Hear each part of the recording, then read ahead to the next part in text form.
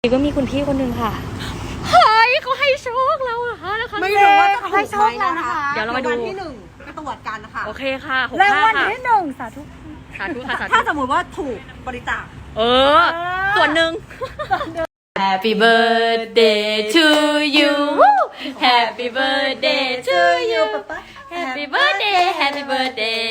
Happy birthday to you น่ารักป้าขอให้มีความสุขมากๆนะจ๊ะแข็ง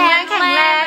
นะ เขาเรียกว่าแปะไว้ก่อน ทำไมอ่ะ คือกูแค่แบบแปะแล้วยังไม่เกลียดแล้วก็มันก็เลยจะรีบถ่าย คือ ว่า เลอะผมเลอะคิ้วแบบเลอะทานเยอะมากนี่ เป็นแบบว่า